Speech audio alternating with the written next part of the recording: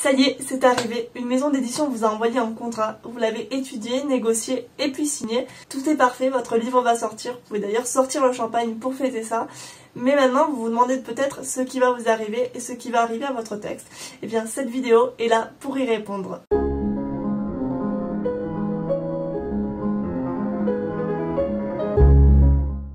Bonjour à tous, je suis Laura Ferrer-Ringon, j'ai 27 ans, je suis autrice, rédactrice et formatrice. Et avant de me consacrer à l'écriture, j'ai travaillé dans différentes maisons d'édition. C'est en m'appuyant aujourd'hui sur cette expérience que je vais vous parler un peu plus du travail éditorial et de ce qui se passe quand on signe un contrat d'édition. Qu'advient-il de notre texte une fois le contrat signé? Est-ce que l'éditeur peut, oui ou non, nous imposer des changements? Comment se déroule le travail sur la couverture? Autant de questions auxquelles on ne trouve pas forcément de réponse, ou alors de réponses précises en se promenant sur internet. Donc en premier lieu, il faut d'abord définir ce qu'est le travail éditorial. Le travail éditorial, ça désigne tout le travail qui va être effectué par l'éditeur sur votre manuscrit pour en assurer la publication, mais également pour le perfectionner le plus possible. Ce travail se découpe en 3 étapes. Les corrections éditoriales d'une part, la préparation de copies, et puis ce qui va être le travail sur la couverture.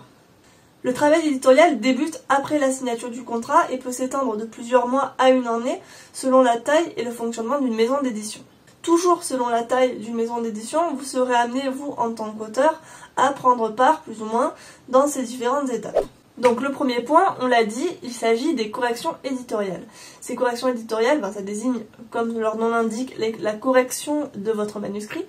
Votre manuscrit va passer aux mains d'une correctrice et vous recevrez après, en tant qu'auteur, le document annoté. Ces annotations comprennent des modifications purement formelles, donc des corrections orthotypographiques, et des corrections un peu plus sur le fond, qui vont répertorier à la fois des incohérences, des longueurs, des répétitions, et vont vous demander peut-être un travail de réécriture. La question que l'on se pose souvent en tant qu'auteur, et surtout quand on débute, c'est est-ce que l'éditeur a le droit de nous imposer des modifications ?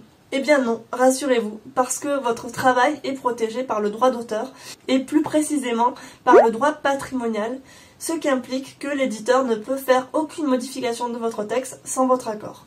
C'est précisément pour ça que vous intervenez justement dans le travail de correction, puisque vous devrez valider chaque correction qui a été faite par la correctrice. Donc ça peut aller très vite quand il s'agit de correction de forme, typiquement si vous avez oublié un S ou s'il y a un verbe qui est mal accordé. Par contre, c'est un peu plus long lorsqu'il vous faut réécrire certains passages qui ont été jugés un peu longs, lorsqu'il faut supprimer les dizaines et les dizaines de répétitions qu'il y a dans le texte, ou lorsque vous vous rendez compte qu'il y a une petite incohérence et que donc il faut reprendre un petit peu tout ça. Donc selon moi, il n'y a aucun intérêt à refuser des corrections purement orthotypographiques. Pour les corrections de fond, là c'est à vous de voir où vous placez le curseur et qu'est-ce que vous acceptez de modifier ou non. Moi, si j'ai un conseil à vous donner, c'est de rester ouvert parce que l'éditeur connaît son travail. Son rôle, c'est vraiment de rendre votre manuscrit le plus parfait possible et donc s'il vous fait une remarque, c'est jamais gratuit. Une fois que vous avez validé toutes les annotations de la correctrice, vous renvoyez ce document à l'éditeur qui vous le renverra si nécessaire. Dans les petites maisons d'édition, en général, il y a plusieurs itérations de correction, c'est-à-dire que le manuscrit va vous être envoyé plusieurs fois. Mais dans les grosses, cela va généralement assez vite. En quelques semaines, c'est plié et vous ne passez en général qu'une ou 2 fois sur le texte. Je sais qu'en tant qu'auteur, et c'était mon cas aussi, on s'inquiète beaucoup de l'étape des corrections. Mais pour moi, le fait que l'éditeur retourne beaucoup de corrections n'est pas un problème en soi. Là où ça devient problématique, c'est quand il n'y a aucune suggestion ni aucune correction proposée par l'éditeur. Parce que c'est la preuve finalement qu'il n'apporte pas de valeur ajoutée à votre texte. Un manuscrit qui revient avec beaucoup d'annotations, c'est un manuscrit qui va être perfectionné, qui va être abouti une fois qu'il sera publié. Ne vous effrayez pas du nombre de corrections à faire, c'est tout à fait normal et c'est le gage d'un bon travail éditorial. Une fois que vous avez renvoyé votre dernier fichier de correction, l'éditeur va travailler de son côté sur la mise en page de votre texte. Donc on appelle ça le maquettage. Vous n'intervenez pas à cette étape, mais une fois que le manuscrit est correctement corrigé et mis en page, alors l'éditeur vous renvoie le bon à tirer, ou aussi dit BAT. Le bon à tirer, qu'est-ce que c'est? C'est le PDF final de votre manuscrit, qui va être envoyé à l'imprimeur pour l'impression. En tant qu'auteur, vous devez signer le bon à tirer parce que c'est la preuve que vous le jugez abouti, cohérent, que vous n'allez pas revenir dessus, que vous êtes d'accord avec toutes les modifications qui ont été faites. Donc cette signature est obligatoire et l'éditeur n'a pas le droit d'imprimer le manuscrit si vous n'avez pas signé le bon à tirer. Attention cependant parce qu'une fois le bon à tirer signé, vous ne pouvez pas revenir sur ce qui a été fait. Donc il faut vraiment s'assurer que votre manuscrit est correctement corrigé, qu'il ne reste pas des coquilles. Je dis ça parce que les coquilles ont tendance à se multiplier comme ça et on se retrouve avec des fautes complètement aberrantes que personne n'avait vues au dernier moment. Je m'excuse si le cadre a un peu changé. J'ai dû faire face à un petit problème de tournage puisque j'ai parlé 40 minutes dans le vent avant de me rendre compte que ça ne tournait pas. Voilà. Donc c'est pas grave, on est reparti, on recommence, on est bon, cette fois ça tourne, c'est nickel.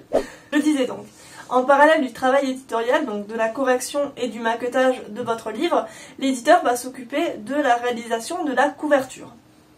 La couverture, comme les corrections éditoriales, c'est un sujet qui inquiète et pour cause, on a souvent peur que la couverture ne corresponde pas à nos attentes, qu'elle ne retranscrive pas correctement la singularité de notre texte ou qu'elle ne nous plaise pas tout simplement. Puisque forcément c'est très difficile de défendre un roman dont on n'apprécie pas la couverture, en particulier quand c'est le nôtre. Ce qui explique qu'on peut avoir quelques réticences à ce sujet. Donc il faut savoir qu'en tant qu'auteur, vous avez le droit à ce qu'on appelle un droit de regard sur la couverture. Si ce droit de regard n'est pas mentionné dans le contrat, je vous encourage vivement à demander l'ajout d'une clause pour le préciser. De cette manière, vous pourrez assister à la réalisation de la couverture et vous aurez votre mot à dire, ce qui évitera les mauvaises surprises. Donc il faut savoir aussi que la réalisation de la couverture dépend des prérogatives de l'éditeur, puisque c'est à l'éditeur de réaliser l'édition de votre livre, tout simplement, ce qui implique aussi sa couverture. Donc l'éditeur aura toujours le dernier mot sur le choix de cette dernière, mais si vous communiquez bien avec lui, normalement ça devrait bien se passer et vous ne devrez pas vous retrouver avec une couverture qui vous déplaît. À titre d'exemple, moi, pour mon roman qui va paraître en 2022, l'éditeur m'avait fait une première proposition de couverture qui ne me correspondait pas du tout. Alors pas parce que je la trouvais moche, mais simplement parce que je trouvais que dans ses couleurs, elle ne représentait pas bien l'atmosphère de mon texte et qu'elle n'était pas assez significative en fait. Je n'avais pas une idée du thème et du sujet assez vite en la regardant. Donc j'ai fait part de ces retours de façon argumentée à l'éditeur, on a discuté ensemble et il m'a fait une nouvelle proposition de couverture qui m'a beaucoup plus plu et donc on est parti sur celle-là ensuite. Là encore, comme pour les corrections éditoriales, le travail de la couverture va dépendre du fonctionnement et de la taille de la maison d'édition. Globalement, plus une maison est petite et plus vous aurez votre mot à dire, et plus une maison est grande et moins peut-être vous aurez l'occasion de communiquer. Simplement, voilà, si j'ai un conseil à vous donner, c'est ne lâchez pas votre droit de regard, mais restez également ouvert à ce qui va être proposé, puisque l'éditeur a une connaissance quand même du milieu éditorial, a une connaissance de son travail, et une connaissance du public cible de votre roman. Donc voilà, la communication est importante, mais la confiance aussi, puisque parfois l'éditeur peut nous proposer une couverture à laquelle on n'aurait pas forcément pensé, mais qui finalement s'accorde très bien avec notre livre. Une fois que votre livre est corrigé, mis en page, que la couverture est prête, il manque la 4e de couverture, qui est la dernière étape du travail éditorial. La 4e de couverture, qu'est-ce que c'est? Donc c'est ce qu'il y a au dos, qui reprend en général le résumé de votre texte, qui peut également reprendre une présentation de l'auteur et quelques extraits de critiques. Le résumé de votre texte, c'est vraiment l'élément qui va s'y trouver à chaque fois.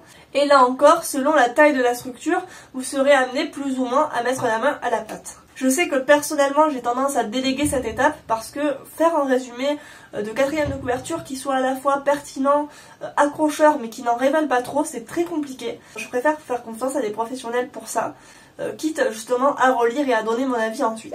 Une fois le travail éditorial terminé, donc le livre est envoyé en impression et commence toute la communication autour du livre pour préparer la sortie. Ça c'est un autre sujet, donc si ça vous intéresse, dites-le moi, ça pourra faire l'objet d'une nouvelle vidéo.